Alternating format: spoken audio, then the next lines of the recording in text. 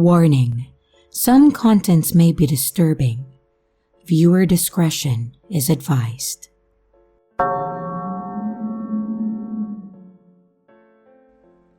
When I started high school, I feel I had some pretty close encounters due to my naivety. I'm a female and had very poor self-esteem, so while I did have some close friends, I was also quiet and reserved. However, as I was going into a new school, I wanted to put myself out there more. I wanted crazy memories with my friends. I wanted to try new things and maybe get my first boyfriend. So, in order to do this, I wanted to change myself so I could be happy with who I was. My birthday was over the summer, so I saved up as much money as I could and finally convinced my parents to let me dye my hair a deep purple and black, and even started doing some of those makeup tutorials. I know, it may sound stupid to some, but I know there were a lot of girls that felt the same way as me at that time. I know it sounds stupid now, but it really made a difference to me. I walked into that school for the first time feeling like a different person, except I was still the quiet, smart girl in the back. The first few months were not unusual. My friends and I hung out between classes. All four of us were able to dye our hair, so we had a bit of an ego boost, and we did have some people notice too. There was one girl in particular, Shelby, that was on the choir team that complimented my hair, which made me feel great because she was one of the more charismatic girls. She wasn't the mean and popular type because she was genuinely friendly with anyone, and she had a lot of friends, but she just never really talked to me except for in passing. That's where things started changing for me. While my friend and I were leaving PE, we were singing some stupid song when Shelby complimented me on my voice. She was in the same class so she could hear us. She said that I should try for choir next year, which I never would have thought about being the person I was. From there, she began talking to me more. I would help her on assignments in class, and she even brought in her makeup once to do mine before first period started. We started hanging out outside of school and became pretty close friends. Me hanging out with Shelby also meant that I was around more guys than just my brother and his friends. The ones she hung out around started paying attention to me, and I didn't dislike it. It was different and something I wanted out of high school. One night, Shelby was staying over at my house and helping me dye my hair again. While we were waiting, we started messing around my laptop.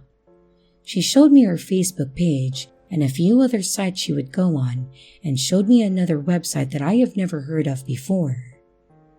To explain it the best that I can, it was supposed to be like a blog, targeted towards teenagers as a safe place to talk about concerns and fears. You could vent there or just share your creativity. It was all text-based, so you couldn't send or receive pictures. Shelby posted a lot of lyrics to her favorite songs or poems she wrote.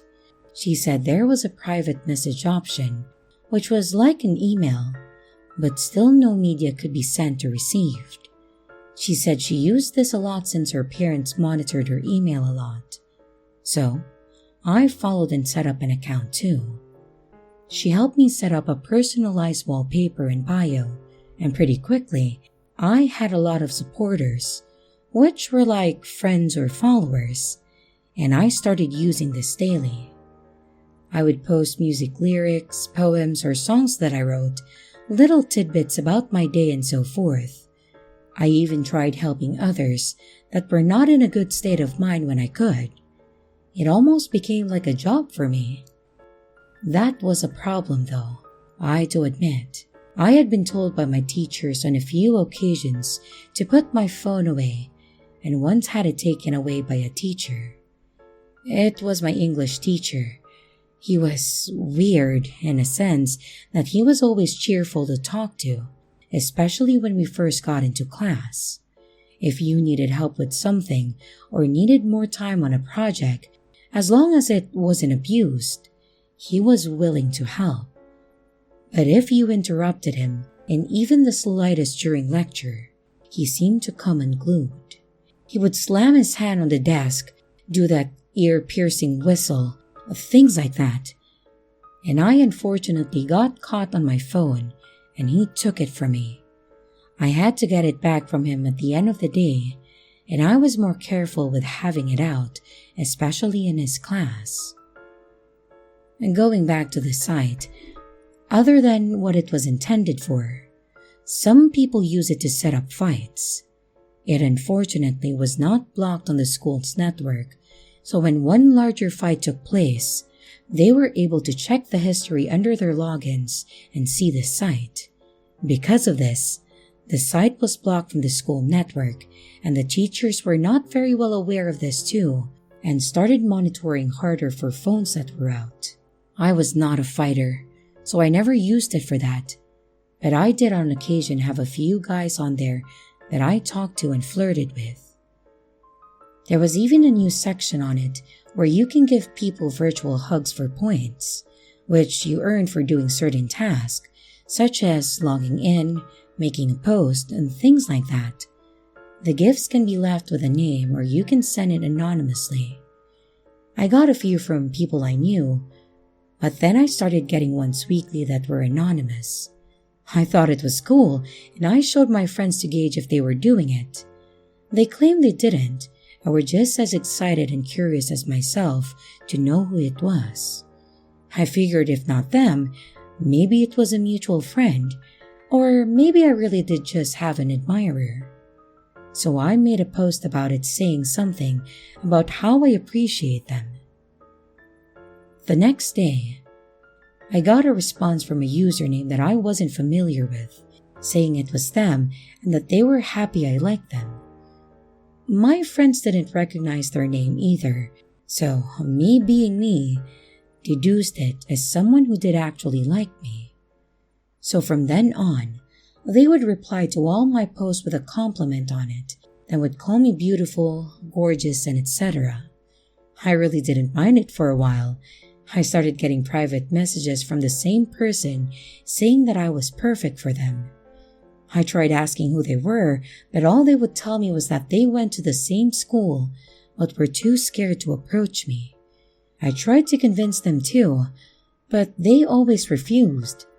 But the messages didn't stop. Hello, beautiful. Good morning, princess. I hope my goddess had a great day. I remember the messages like that because they kind of creep me out to this day, and I have troubles with hearing it now. This went on for a while, but it started getting old. That's all they ever did, so I started ignoring it. I don't think they liked that though, because they began to beg for me to acknowledge them, and they finally got that when the messages started becoming more explicit and vulgar, talking about my body and what they would do to me. I still didn't have a boyfriend, so I didn't even know how to react to that. So I just decided to block that person. After about a week or so, I started getting the same type of messages from a new name, so I immediately blocked it too. Thinking they may have gotten the hint, I moved on as normal. Towards the end of the semester, PE then had swimming classes, and since it was my last period for the day, sometimes I would just walk home in my swimsuit and cover up. By the time I had gotten home and showered, I had a message from a new person that specifically mentioned my swimsuit and something along the lines of how it was hard to resist not snatching me up from the name of my street. Now, this made me panic a bit because now I really am being followed and they know where I live. I just sent them a message saying to leave me alone, and then I blocked them again. They didn't stop. I can't tell you how many more this person made and how many more messages I would get where they just got worse and worse. They would describe what I was wearing or where I was when they saw me, what they wanted to do to me, and even kept saying they were going to take me away, and kept putting the date and counting down the days. April 17th. I hate that day now. There's always something there that makes me think that I need to watch my back on that day. This all started to crash down when we were in study hour, and Shelby asked me about going to her birthday party, and it was going to be the weekend of April 17th. I lost it. I felt horrible, but part of me thought it was her screwing with me this whole time, and I started yelling and crying. The teacher walked me to the counselor's room where I told her everything that was happening. My parents were called in, and they called the cops to have it all reported. They were so upset that I hadn't told them about it, but were more concerned about finding out who would do this to me. Since they thought it was a fellow student at first, and they knew the students had access to the site at school, they began trying to trace back the usernames that were messaging. So I had to go back in and unblock those names as well. And to my surprise, they were eventually able to find out who had created those and who was messaging me. It was our English teacher. This sick freak was messaging those explicit things to me, and after checking his computer, they found out that I wasn't the only one. He was definitely arrested, and he is in prison now. The website is gone too. It only got worse from there and ended up being shut down, thankfully. I wouldn't wish that on anyone. Feeling like you have to look over your shoulder everywhere you go is just an awful way to live. And parents, no matter how much they may hate you for it, monitor what your kids do online. You have no idea some of the things that can and do happen right under your nose.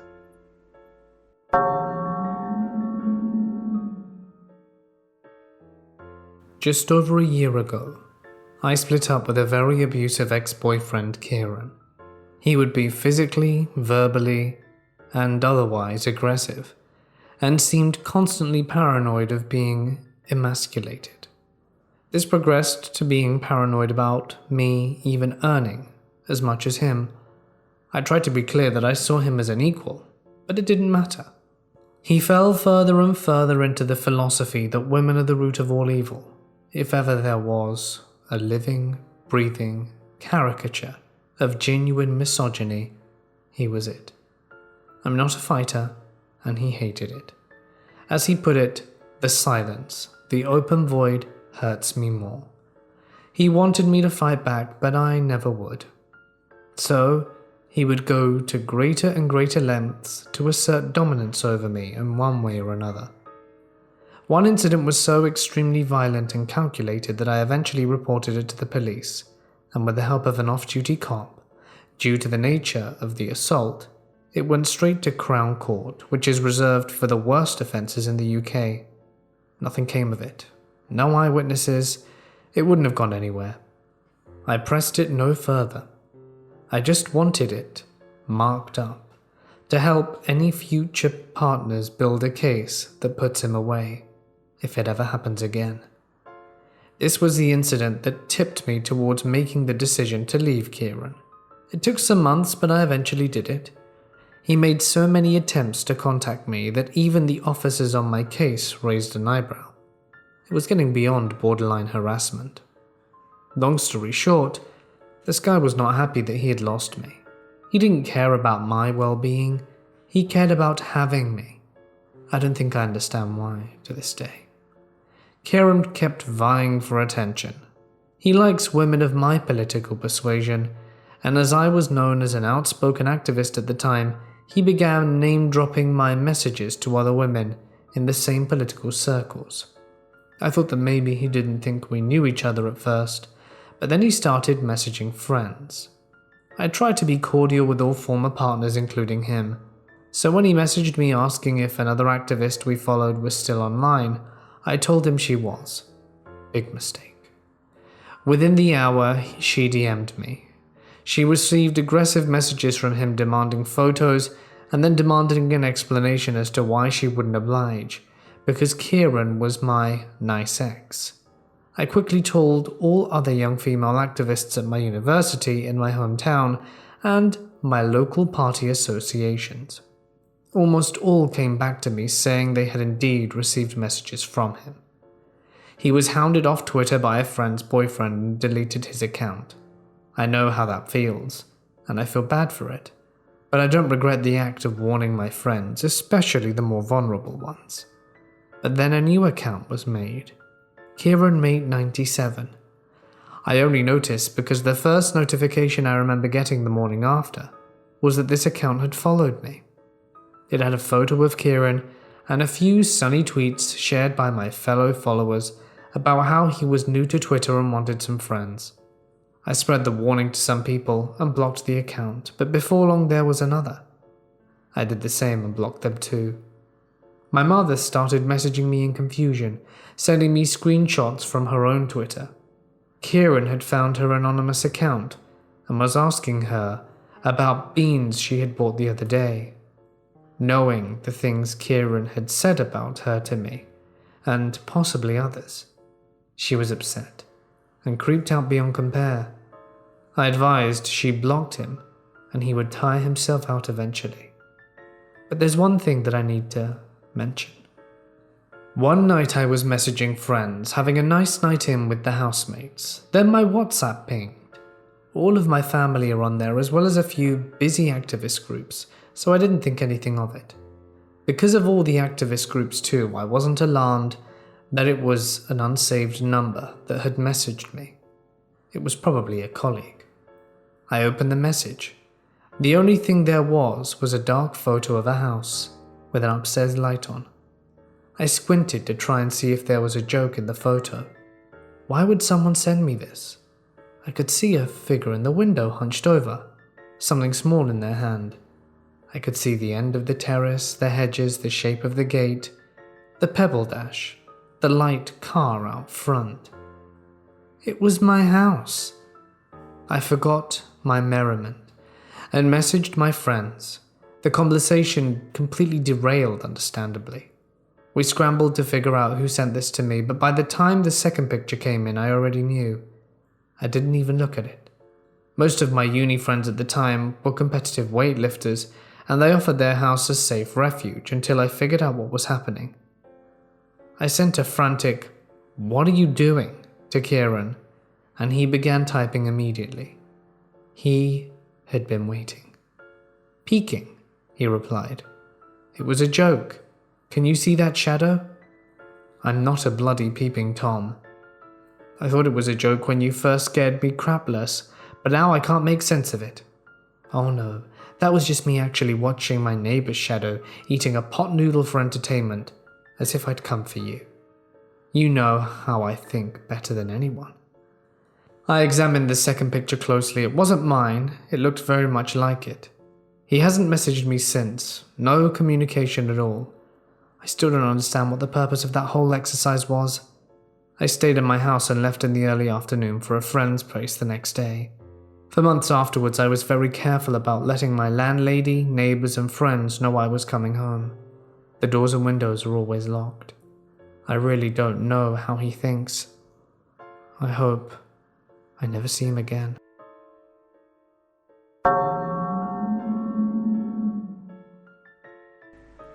Stalker for over 10 years.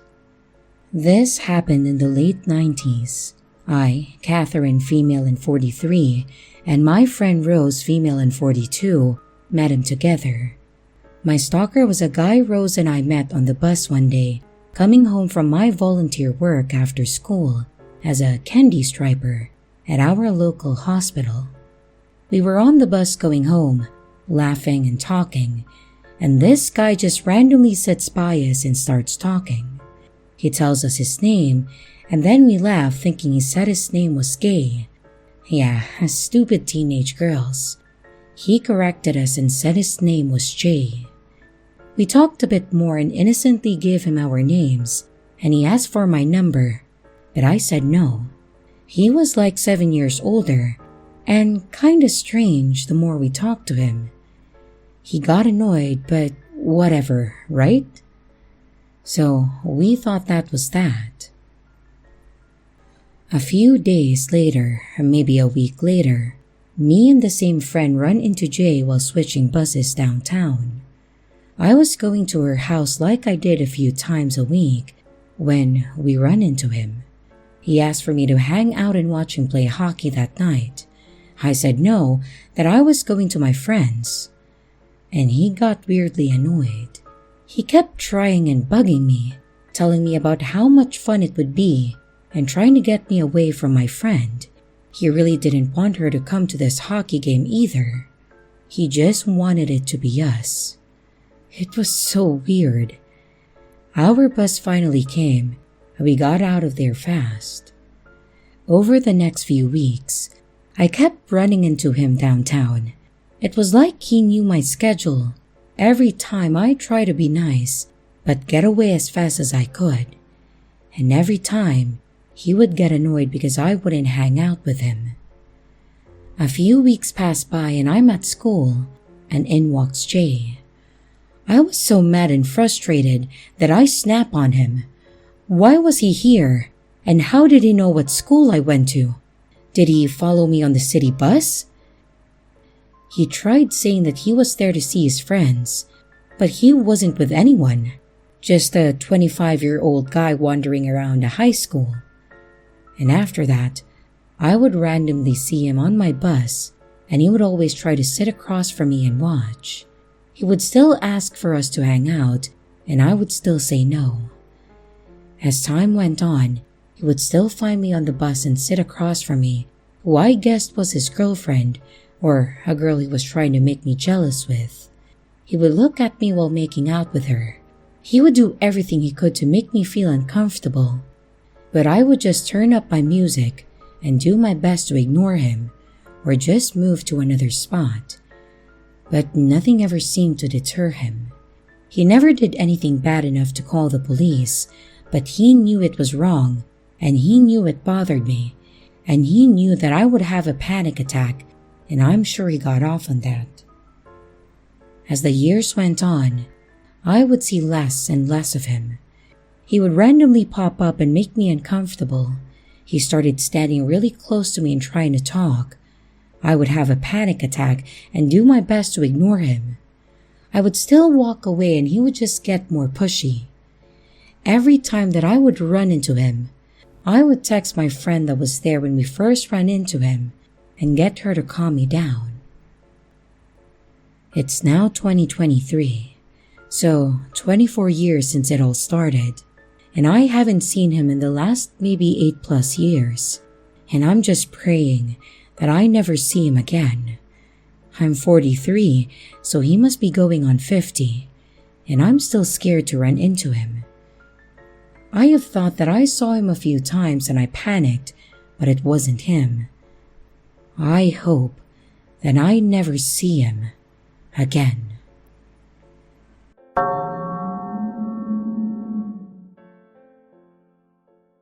How this all began was me being nice to the people who come to my local community library.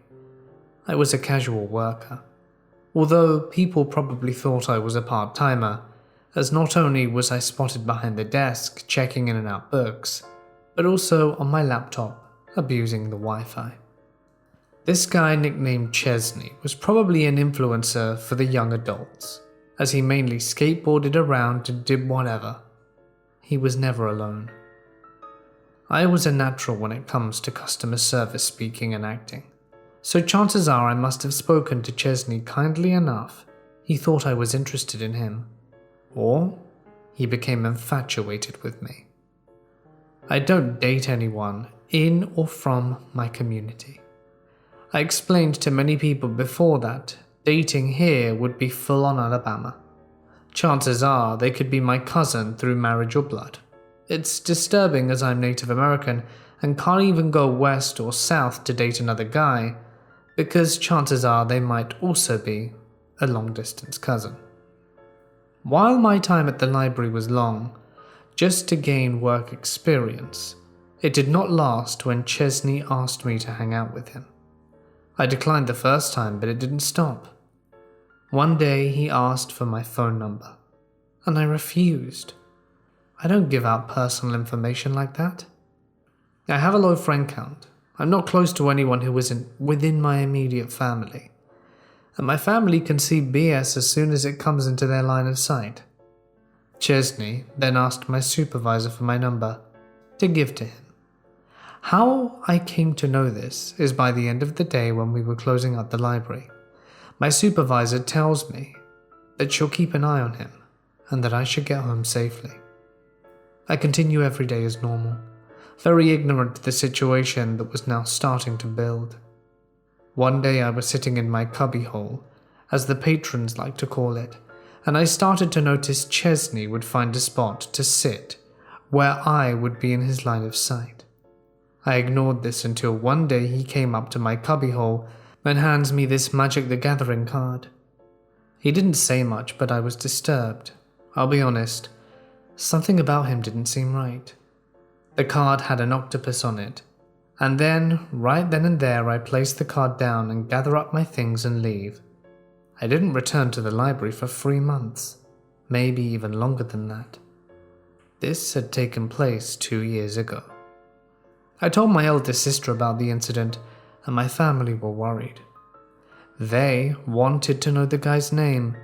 However, I did not want to know his name. I didn't see him being important to remember. I didn't see him again until a year later.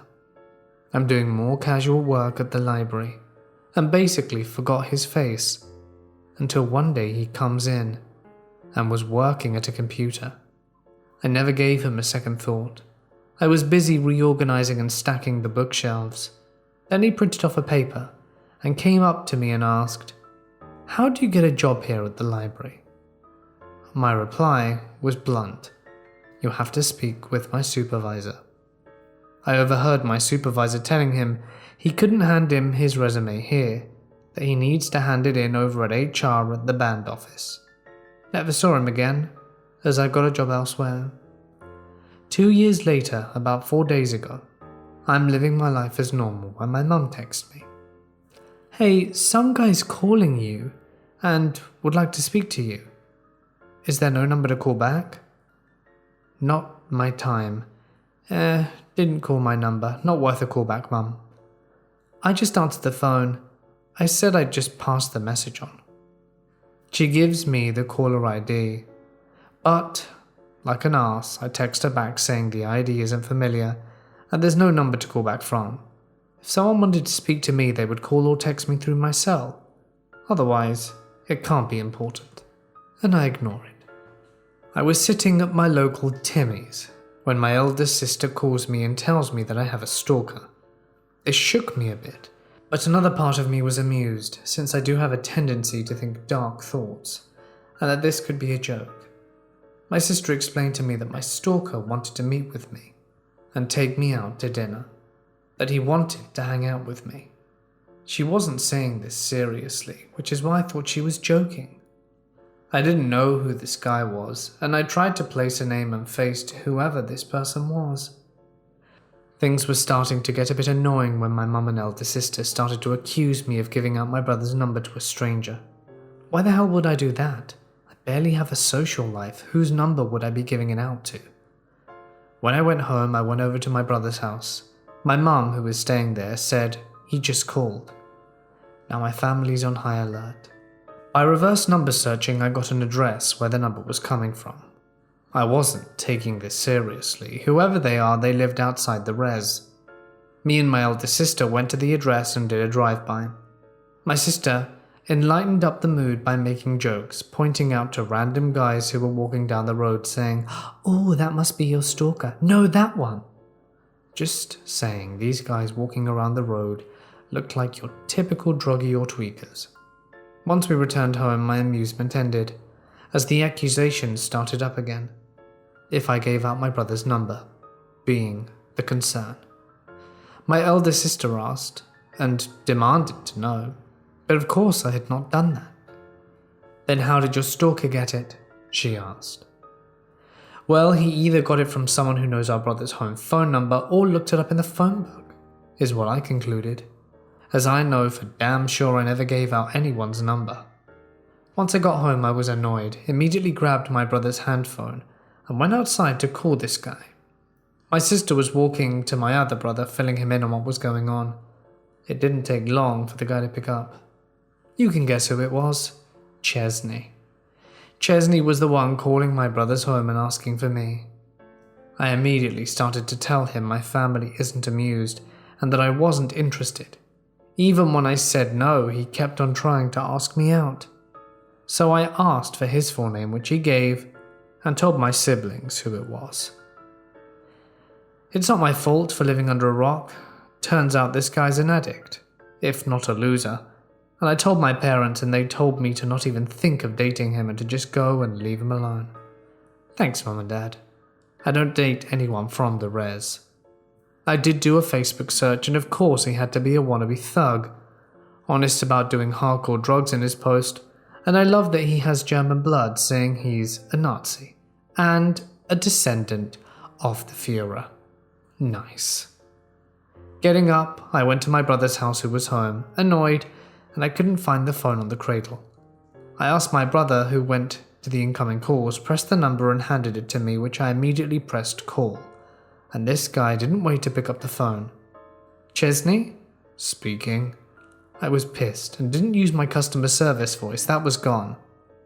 You will cease and desist from calling this number ever again, or I will get the police involved. This is a form of harassment. Okay. I hung up, furious. My mother said something about calling the cops, but he was calling my brother's phone, not mine directly, and he hadn't done anything threatening yet. But still, I really hope not to meet that guy again. And here are the top comments for my last video.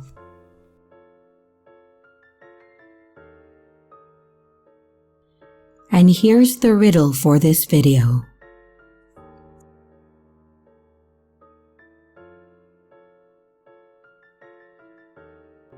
Hello everyone, it's your creepy sister here. Thank you so much for watching the video. I really appreciate each and every one of you. But I would also like to thank my amazing patrons, my top tippers, and my dearest channel members. Thank you very, very much. I really appreciate it with all of my heart. If you want to support the channel further, you could also choose to become a patron, a tipper, or a channel member. But remember, it's appreciated, but never a requirement. I would also like to announce that we have merch now. The link is in the description of the video, along with all my other social media links, like my Discord server, Twitter, Instagram, and others. You can connect with me and send your stories there. And don't forget to like and subscribe if you haven't yet, and comments are highly appreciated. And remember, your fear feeds me.